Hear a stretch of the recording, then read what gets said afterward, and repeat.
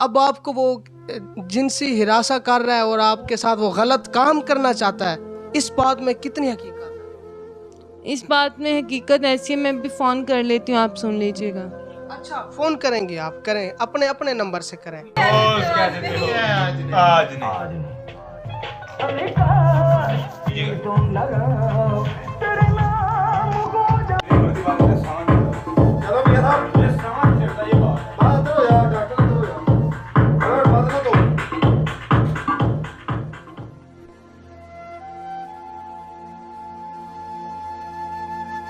बिस्मिल्लाहिर्रहमानिर्रहीम, अस्सलाम वालेकुम।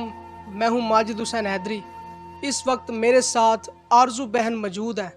नाज़रीन, इनकी बड़ी दर्दनाक कहानी है। जब आप इनकी कहानी सुनेंगे तो आपकी रूह कांप उठेगी, पैरों के नीचे से ज़मीन निकल जाएगी।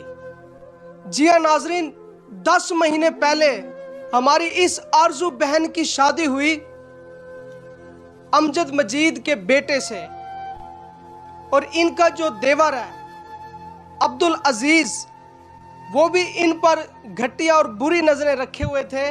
और जो इनका शोहर है, इनको गलत काम यानी कि जिस्म फरोशी के धंधे के लिए मजबूर करता था कि ये कर लो, मुझसे काम नहीं होता। खुदा की कसम, मर्द होने पे मुझे शर्म आ रही है। ये सारी कहानी आरजू बहन की ज़बानी जानते हैं। अस्सलाम वालेकुम बहन जी।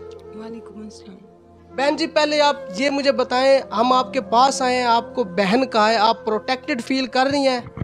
जी बिल्कुल। अच्छा, मुझे मेरी बहन ये बताएं, 10 महीने पहले ये आपकी शादी कैसे हुई?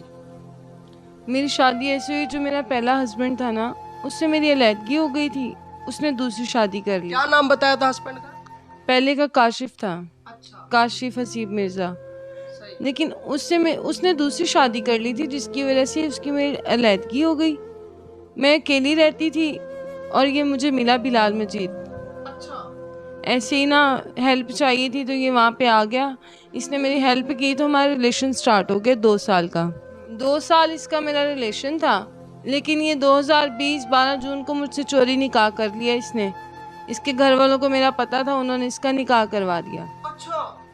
जब इसका निकाह हो गया, इन लोगों ने मुझे बताया नहीं। ये 12 जून से लेकर 30 जून तक ना कुरान की हरफ उठाते रहे। एक चौधरी वहीद, अब्दुल अजीज़, बिलाल मजीद।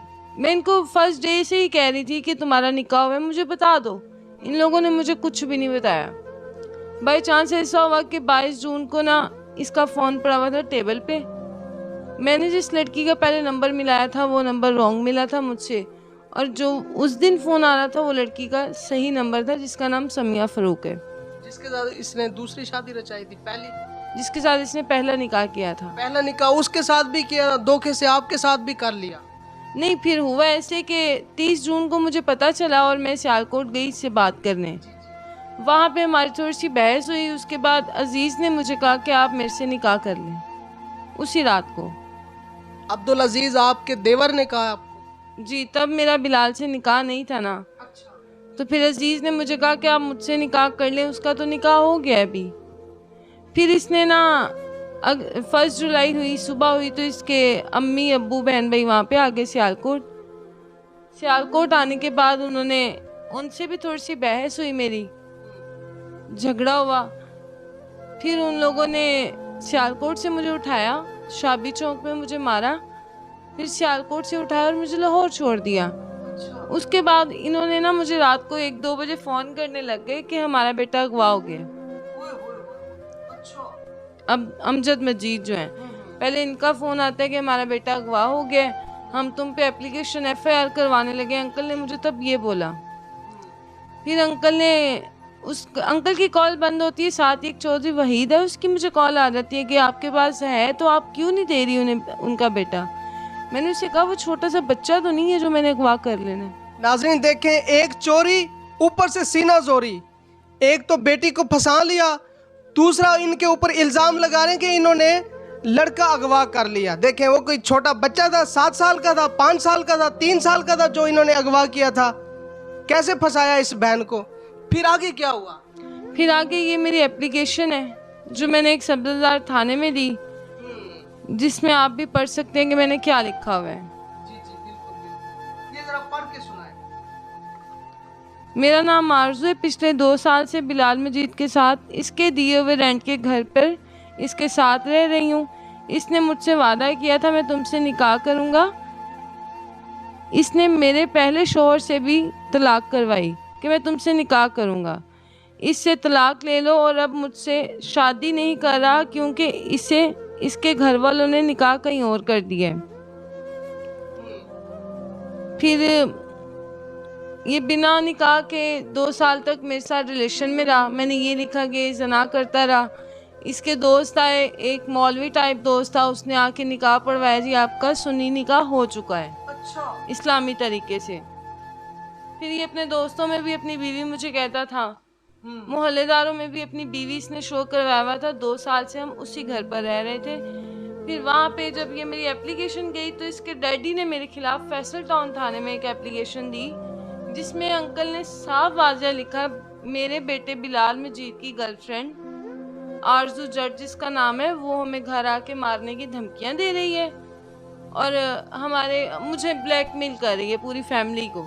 5वीं बार अब्दुल अजीज़ मुझे फ़ोन करता है, जो मेरा फ़ोन मैं उठाती नहीं हूँ, लेकिन उसका मैसेज आता है, देखती हूँ बाद में कि अभी आप गुस्से में हैं, जब आपका गुस्सा ठंडा हो जाए तो आप मुझसे बात कीजिएगा। अच्छा मेरी बहन, ये स्टोरी तो बहुत बड़ी है, लेकिन आप मुझे मुख्तसर ये बताएं, आखिर पे जब आपकी अलहदगी हुई, जब वो सीखपा हुआ, उसने आप पे तशद्दुद किया, आखिर पे वो ऐसा क्या आपको मनवाना चाहता था जिसकी वजह से ये नौबत आई? इन्होंने 4 दिसंबर को निकाह किया मेरे साथ, 2020 4 दिसंबर। 10 माह हो गए, 10 महीने हो गए हैं।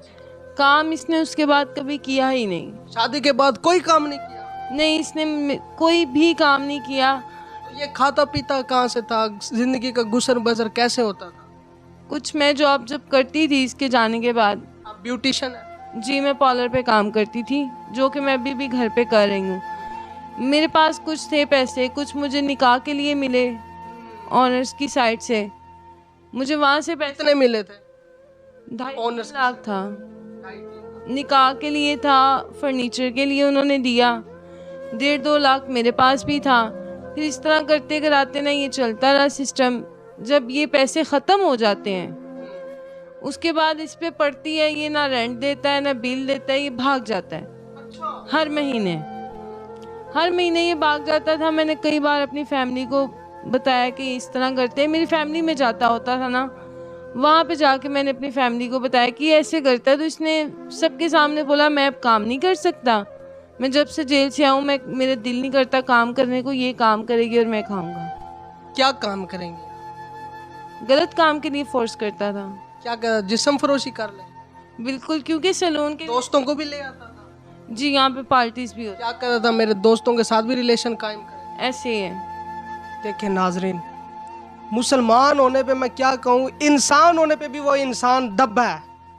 उस शख्स को मैं अब क्या अल्फाज बोलूँ, मेरे पास अलकाबात ख़त्म हो गए हैं। मैं अब इनके सामने लाइव कॉल करने लगा हूँ जी इनके हस्बैंड को।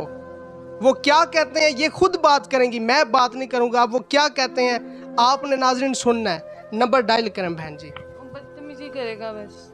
देखिए आप उसकी ज़बान भी सुन ले। जो लोग कहते हैं कि हमारे माशरे में ये जी लड़कियां मजलूम नहीं होती, ये जी झूठ होता है, ये लड़कियां शोहरत के लिए करती हैं, ये पैसों के लिए। अब आप सबूत देखिएगा कि वो दरिंदा इनको क्या कहता है। ये कॉल जा रही है नाजरीन। हेलो, मेरी आवाज़ सुन के वो काट देता है। इनकी वॉइस सुन के वो काट देता है, ठीक है। दोबारा नंबर डायल कर रहे हैं।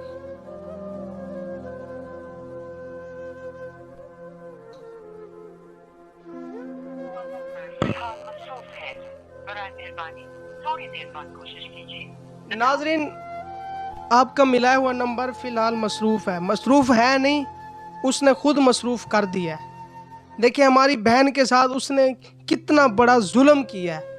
मैं कानून नाफिज करने वाले इदारों से रिक्वेस्ट करता हूँ कि प्लीज़ हमारी इस बहन को इंसाफ लेकर दें।